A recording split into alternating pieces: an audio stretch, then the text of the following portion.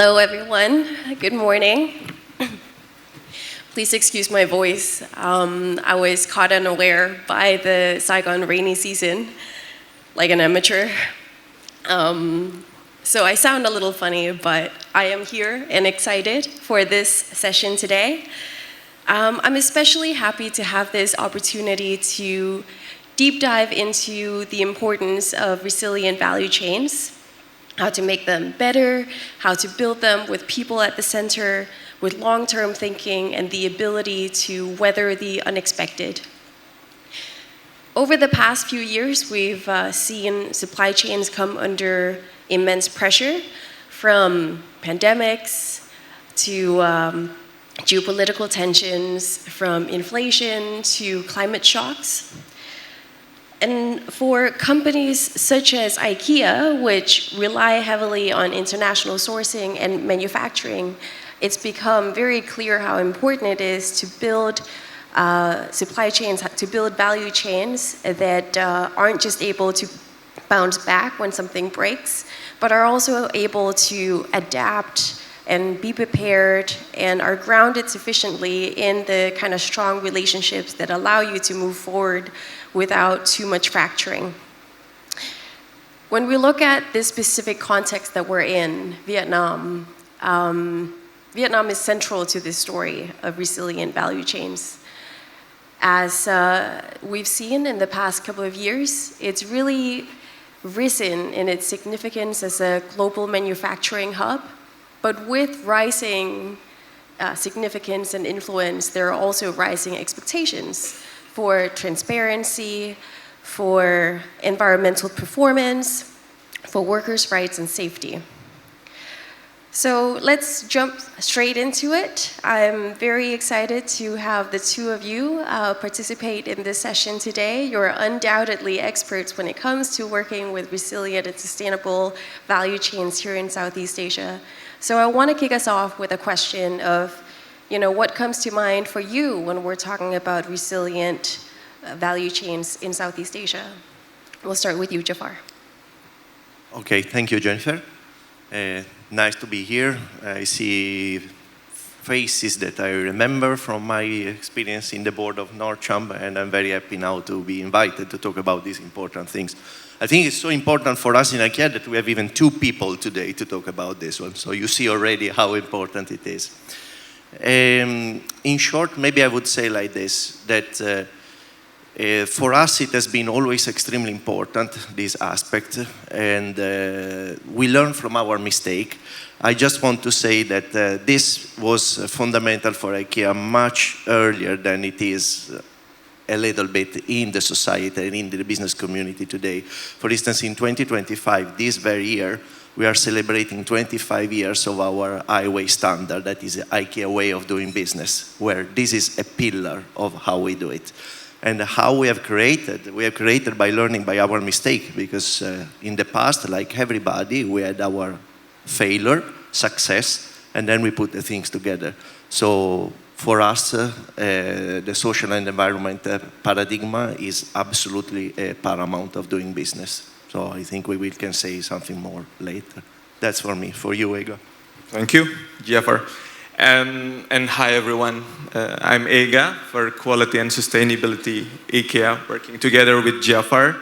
I would like to add a little bit from the main topic when it comes to the Southeast Asia. It is something attached to the I way or a way of working of IKEA as well. And we see from the different angle as Southeast Asia as a kind of like complex region with many countries there as well. And the main topic somehow it's connected to each of the strengths of the countries that we are operating here, and also the challenges that we are having as well. I can give example. And when we're talking about Vietnam, as for example, we are having natural fiber setups in Vietnam. And we see also those suppliers or business partners developing home weavers, home workers. And that's also one of like the key points or the main focus for IKEA as well to develop. And when we're talking about the other aspects, We are having business partners in Thailand. We're having business partners in, for example, Singapore and Malaysia that pretty much related to the migrant workers. Then ethical, responsible recruitment process is something that is parts of the main focus. But when we're talking bigger than that, like Vietnam and Indonesia, when it comes to the populations of the young people, that our main focus also a little bit touching to that aspect of how important our business partners seeing young workers' employment in their setups, and we encourage even also like making collaborations with our business partners in that directions as well. So that kind of like things, kind of the focus that we're having. Thank you so much, and thank you especially for providing examples, because that's really something I want us to explore in this session, the concrete examples of how we apply some of these ideas into the actual work on factory floors, on shipping routes, where the action happens. The previous panel or session touched a little bit on global requirements for sustainability and addressed the fact that there's been some ups and downs, there's been a lot of changes in the past years. But I want to ask you, Giafar, from your vantage point as managing director, how are the global requirements and sustainability, from the reporting to due diligence requirements, how have they affected the way that you work with value chains and social impact here in Southeast Asia? Good question. First of all, I would say that we have the same standard all over the places where we are operated. So this has been a characteristic of IKEA. So we don't customize to the context where we are entering because the context is a little bit higher or lower. We pretend the same things to all our business partners. This has been an advantage for those ones that have worked with us in a very moment we are living now, because I would say that they are prepared and they use the skill that they have developed also to work with other partners, not only with us. So I see this as being very appreciated by the supplier.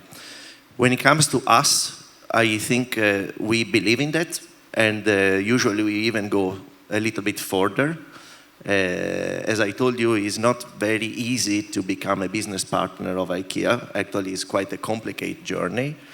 And we don't do transitional business for that. We stay with our business partner for many, many, many years. The first one in Vietnam, I think it was from 1992 and still active. And those ones that have complied with our requirement, actually they have flourished, I would say. And in this very moment, I'm very happy because I think that when the standards are finally leveling up, the business partners that work with us, they are even grateful in a certain sense. And there is a good sharing of competence in our portfolio of supplier. So I think it's shaping the business in a very good way. For me, personally, it has always been a good business is not only a business that is delivering a good profit. Good business is a business that is sustainable in terms of long term, and definitely the social environment and sustainability are something that are making the business last longer. So I'm very happy to be in a context where the rest of the world is moving and going up. I think it's great. And we will not stop here. Probably we will try to level up even more. Thank you. Ega, there's no doubt that becoming a supplier to IKEA is good business, right? But I imagine that in your work, overseeing quality and sustainability, that you probably do find every now and then someone who kind of drags their feet on improving sustainability, and who see it more as a cost than an investment in this long-term resilience. So in the past, how have you handled that? Do you provide a business case for why they should invest in that kind of sustainability when working with you? Thank you. So when we're talking about the business case, it's for sustainability that is true. Sometimes it is seen as a cost, like to comply. But when we embedded, like one of the business cases where I can share a little bit when it comes to like when we're developing our one of our value chain for wood, for example, by utilizing rubber wood, which is something that is like moving to that directions. So it's not only when we're talking about eliminations of value chains, because like for the specific business partners in the past, they are using wood, for example, from other countries, from Brazil, to be sent here and then like processed here and like given back to the other countries. But we are more locally sourcing for these types of woods. And it is increasing like the capability of the suppliers to understand their raw material knowledge, but also from the business perspectives also like it is very good because it's like cheaper or like more reasonable also to resource from the local perspective. So that's one of the example that I can give for that kind of like aspects as well. Great. I'd love to hear more examples. So are there any other projects that some of your suppliers have taken on that went way beyond compliance and that now serve as a best case or a best practice example for other suppliers? There are a couple of examples that I can share. It's one of the natural fibers in Indonesia that go through a very deep value chains when it comes to social and environmental development.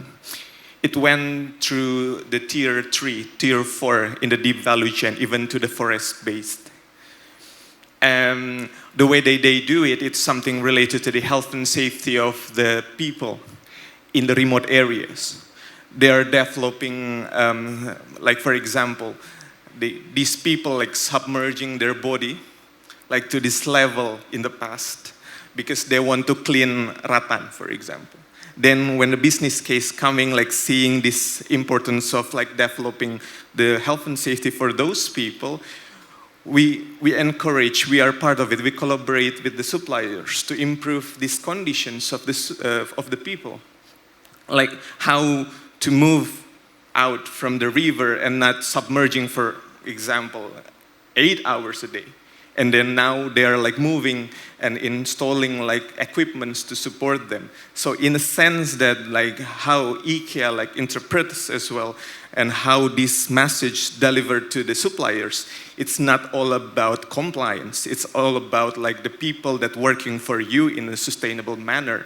Then it can develop in the long terms. And they are very appreciated with the way that we are doing the business in that directions. They even now expand from a pilot to different types of setups, not only in Indonesia, but now also like seeing like from Vietnam and from the other countries as well. So that kind of like example of how strong we are trying to build. I think that's a really good example, not just of working with sustainability, but also an example of how innovation arises from very specific contexts and very specific challenges in the supply chain, right? I want to move on to some of the challenges that you might have had. Specifically, Giafar, you mentioned that you apply the same standards worldwide when it comes to sustainability and working with suppliers. If we focus on Vietnam specifically, and some of the discrepancies that there might be between your standards and the reality, are there any that come to mind, any big ones that you're still working on? You can start. I start, and maybe you continue. Yes. Yeah, indeed. Not every setup is perfect when we are looking for a potential partner. Of course, I would say that there is no compromise on the local legal requirement. These are obviously a precondition, right? So we don't do things that are not legal in the country that we operate, and we don't want to even be associated to this one, of course. But we don't stop here. That was exactly what I told you before, right? So we had cases, for instance, where We had business partners that they told us that, okay, the legal requirement is met, and then we need to have a deep dialogue with them. We have roles like what we call sustainability developer. So we work a lot on development part. We don't work on compliance part only, right? So we have actually, we have quite a big workforce working with the development and increasing the level. So now I recall in a very specific, I have one example I want to share with the audience. I think first of all, everybody travel to the business partner. We look, we check, everybody has a high. So we always have the concept of the customer high, or everybody is trying to level up. I remember a situation when we were checking the dormitory and the canteen of the worker at that supplier. Actually, everything was compliant. There was nothing wrong from legal perspective. But we were not satisfied on the condition that we had it. So we share what was, in our opinion, the standards that they should have it. We have shared best practice from other suppliers. And we share also why this was important from a retention point of view, right? So we have pushed this business partner in increasing the level. And we see a big return of investment. I think one of the strengths is that we don't put the business partner in competition to each other, or actually, of course, there is some level of competition, because without competition there is no improvement, right? But we work a lot on collaboration. So if business partner A has done something very good, we don't keep it in that context. We want to expand, and maybe we can go deeper a little bit in this example that we have. But essentially, I would say that yes, when we see discrepancy and when we are not completely satisfied with the local requirement, and for instance, we are operating in the entire Southeast Asian countries, so we have many, many different countries, not only Vietnam. But this case, it was specifically for Vietnam. And I think the goal that we have is to level up, develop again, and try to push for sharing among business partners. We don't want a good example to stay in a small scale. We want a good example to stay in a big scale. Maybe last, before I pass it to you, yeah. I think we are also promoting good example in Vietnam to the global arena, because actually we have quite a good sharing of some activities that we have done in this part of the world that have not been maybe done in the same good level in other parts. So there is a good sharing also from Vietnam to the rest of the world that we have it. Do you want to have? Sure, just another a little example? Bit. Like one of the example when it comes to the supplier forums, it's funny that when we are talking to many business partners that we're having. So normally, annually, we have like supplier forums, or in some cases even like every semester. Then we ask like our business partners asking, would you like to hear good practices from the other suppliers? But from the discussions with many, even some suppliers said that, I think it would be great if some other suppliers can share their dilemma, because through tough situation, we learn more rather than like sharing good practices, because good practices might be somehow connected to success stories. People not very much focus on that. But for one example, we have a supplier forums that we made last year, and one supplier is basically sharing that their factories burned down in one of situations. And they share it to all of the suppliers. This is the thing that's happening in our suppliers, and this is the thing that we do, and you guys, please, don't do the same mistake like we do. And then like all of the audience, they're like, oh shoot, we need to do something. And then that's kind of like things is actually like that what we are building now. It's like more peer learning, because like somehow when each of the suppliers talking, or each of the business partners talking to each other, it's more effective, more efficient, rather than, for example, us telling them what to do. It's a very old school, let's say. So let them like to discuss within their groups and having like more deep conversations in that sense that we are pushing them to that and building more relationships. That's one of the examples. And touching a little bit about this discrepancy that you're mentioning as well, And it is okay for each of the supplier having different pace because it's really based on their business goals. Some would like to be in the level of like just following the fundamental standard. Some would like to be developed. But the idea is like we also have another approach that we would like to share here is about buddy program that we are having in IKEA now. What does it mean by buddy program? So basically, if like new business coming to us, approaching and like saying, Ega, Giafar, we have like these new suppliers, but feels like they are still, when it comes to the energy management, when we were talking about the waste management, anything related to the health and safety, this is not as good as I thought it would be. Can we do something about it?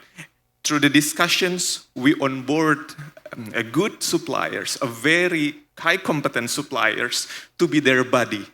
So we assign one suppliers existing that has been in the good level, like to support like this onboarded. But there is a drawbacks in there because in the past we try to make it in the same categories. For example, like onboarding new wood suppliers and the buddy coming from wood, they see it as competitors. They are not sharing anything. They hesitant to share. And now the mindset change. We make it like we pair it with other categories. For example, textile and wood, plastic and metal, or anything that they don't see it as the competitors to each other. So then the growth like can be seen because they're talking like how IKEA like working with the product requirements, how IKEA working with the goals, development of sustainability, anything related to that, do's and don'ts, for example, when you are as a new supplier, then that kind of thing's working very well. One of example. I think I want to add, because this is a very fundamental point, right? I think we are moving from compliance checking to development, and the knowledge that is in the portfolio of all the business partners that we have, it will always be higher than the one that each single one of them has it. So I think this is a very, very good approach to work in this direction. So to really think about the development and not think about this as a compliant or a requirement or something that we have to do, right? This is the way to anticipate this moment. In fact, with the new European directive, I think the majority of our business partners, they are absolutely ready. I think this is really inspiring because effectively what you're doing with these supplier fora is you're going beyond the idea of having just value chains. You're creating these broad networks with all the benefits that comes from that as well, with your suppliers sharing data or sharing experiences with each other and examples of best practices. You're moving beyond having that as a once-a-year reporting practice to being something that's actually utilized in a very, very practical way. So I think that's great. Can you speak a little bit more about how that came about? Like,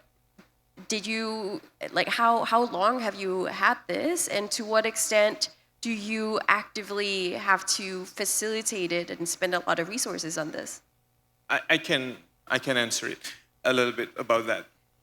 Like 3 years ago, we do have like one of big movement when it comes to this from a compliance-based verification activities, auditor, policeman kind of things. 3 years ago in Southeast Asia, in Vietnam included.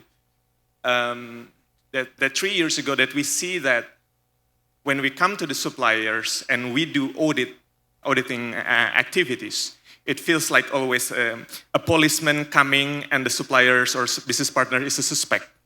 It's always me bringing sword and shield, and they are bringing sword and shield and battle. That's how we feel as a totality. It seems wrong because we are always mentioning about the collaboration. But audit, is it really collaborations? Then we changed the mindset a little bit when it comes to that 3 years ago. We call it audit by coaching. We introduced audit by coaching in 2022. That it means that for selected suppliers, when we mention that we are going to do audit to your setups, it's basically they are doing the audit to themselves and we come as a coach. So audit by coaching, it means that our team coming to the suppliers during the audit process, but we are coming as a coach. So we're observing our suppliers, how they are doing the audits. So it's changing their mindset, like from partner A and B, for example, as a match. Now it's like moving as a one team, because like a coach and coachee, when they're doing kind of like things of the audits. And it's actually like improving the competence of our suppliers, because they know better about our strategy, they know better about our regulations, our requirements. And that's basically parts of the development of people, because we always believe that to build business by building people, and also like people in our suppliers, our business partners, is one key stakeholders that we would like to develop to strengthen our value chain. And that's working very well. It's been 3 years, and that's also what rhymes with Giafar. This actually is a pilot in Southeast Asia, then we bring it to the global, as a global movement. And it's been appreciated by the global IKEA as well, that we bring new directions when it comes to this auditing process or verification activities. And just to clarify, when we're talking about the suppliers that are involved in this, how many tiers are we talking about here? How expansive is this effort? It's quite big efforts. If I can say, it's not going to be built like in 6 months. It's not going to be built in 3 months. That's why like our project in Southeast Asia, it's never 1 year. It's mentioning like 3-year span or 4-year span. It is bigger, like it's step-by-step approach, like to onboard like the suppliers with this different mindset than conventional thoughts as well. So it's a big movement. Thank you. Do you have more to add here? No, I think you asked also how many tiers, right? So if it depends a little bit. If we talk about wood, we know exactly the forest, the place where it's logged. We have a full traceability of that. In many material, we have an excellent traceability.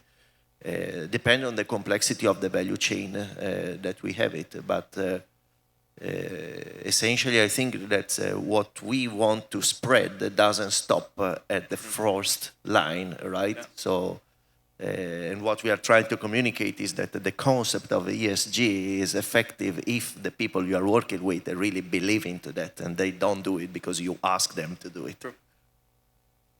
Great. I want to, with the few minutes we have left, I want to dedicate a bit of time to some of the questions we've received from the audience. So there's a few questions related to technology adoption and what IKEA is doing to encourage further investment in that. So one question says, do you think enhancing SMEs technology adoption and application can help build higher resilience for the supply chain? If yes, what are you doing to encourage it, and what type of technology have you seen your suppliers adopt in the past?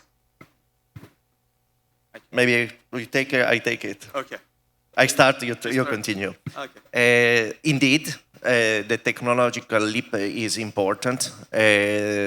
Particularly, maybe we focus on software, or we encourage data about the consumption, energy consumption, and efficiency. So this is something that definitely we encourage it.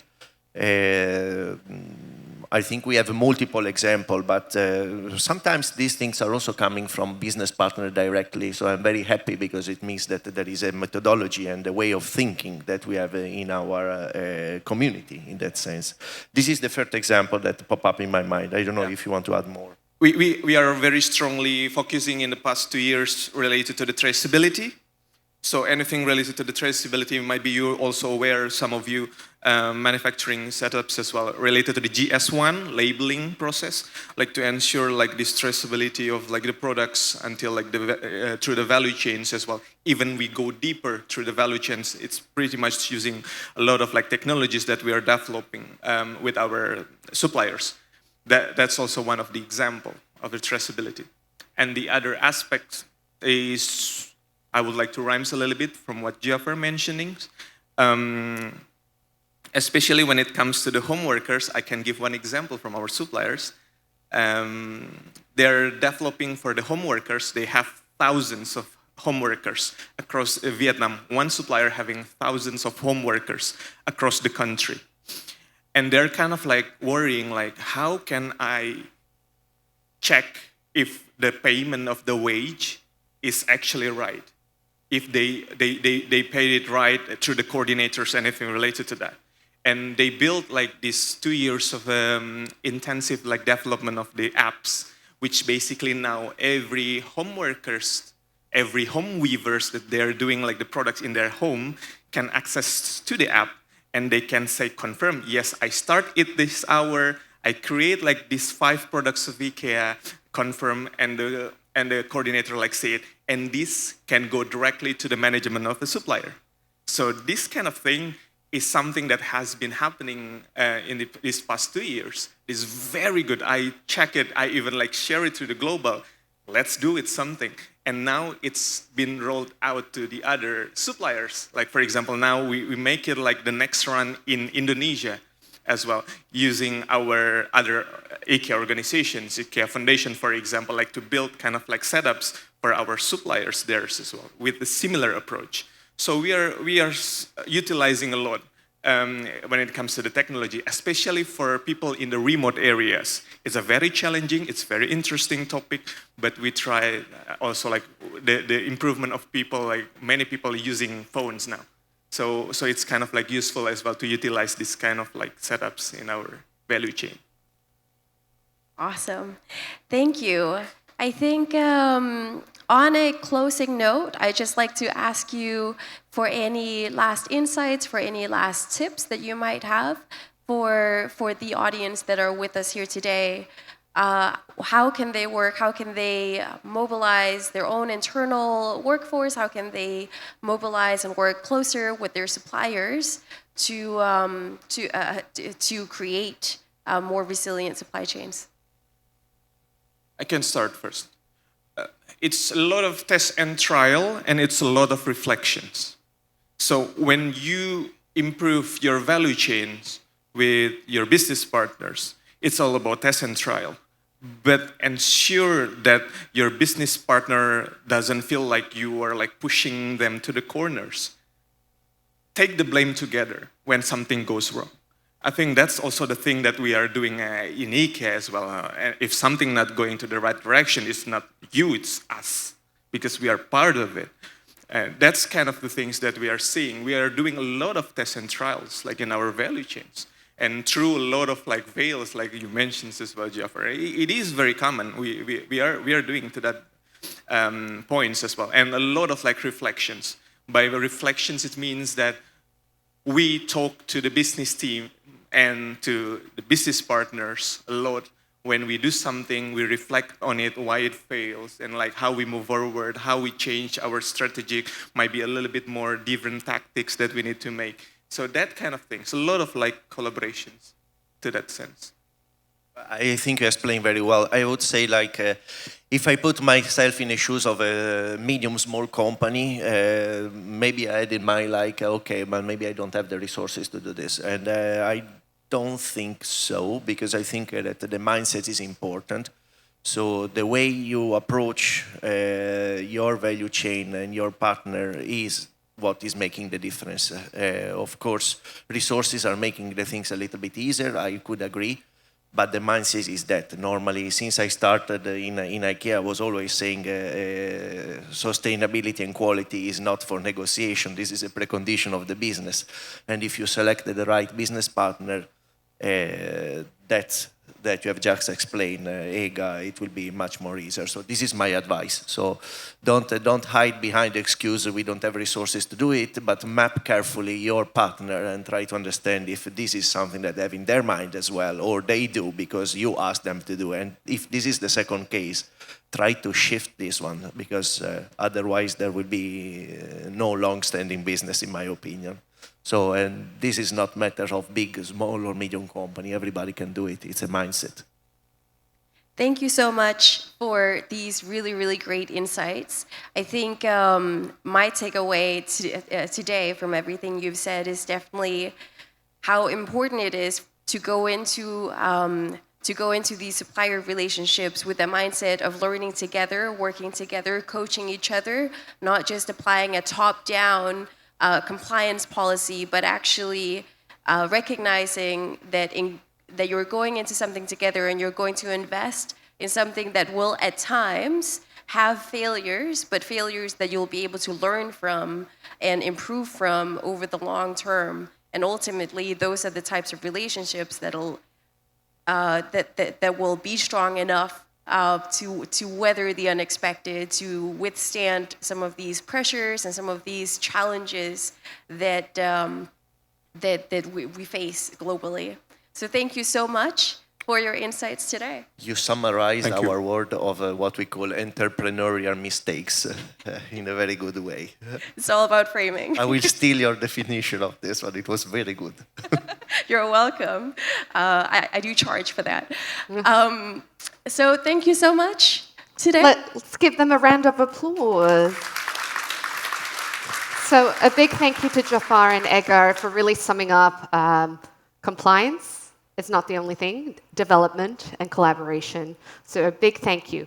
But before we move ahead, I think you might guess, Jennifer, that I might have a question to you. So the exciting part about our summit is that our moderators are as eloquent and knowledgeable as all our speakers today. And Jennifer is actually in a very unique position. I would say you are one of the few or only one that is working on sustainability in an embassy format in Asia and Southeast Asia. And that's very unique and shows a lot of leadership indeed from the Danish embassy. See, I'm a Swedish giving compliments to the Danes. So I do have a question, if you could just answer briefly, is that in your experience, how have you seen the connection between the Nordics and Vietnam grow stronger through shared sustainability efforts? I think there's been a lot of interest globally in Vietnam as a sourcing and manufacturing hub, including increasingly by a lot of Nordic companies, right? I said Danish because I mostly work with those. We see a lot of interest when they then come to Vietnam in doing business the right way. In the past, there's been a tendency to just go in and look for the most cost-effective, the most efficient and compliant suppliers, and having very simple relationships that are highly transactional. However, with the support that we've been able to give them by having integrated advisory in our services at the embassy, but also, working with the companies that are already here present in the Nordic community in Vietnam, we've been able to facilitate this increased awareness of the benefits of having more expansive relationships wherein buyers and suppliers from different tiers are able to learn from each other and engage with each other so that the relationship becomes less transactional and they're actually able to innovate more and have at the end of the day have business relationships that are more profitable and more resilient. Thank you so much. Jennifer really highlight the innovation part, so that's really, really amazing and a very key part of today's discussion. I would also like to welcome Stella Severgren from the NordCham board to show our appreciation to this fantastic range of speakers and moderators as well. So big, loud applause to this crew.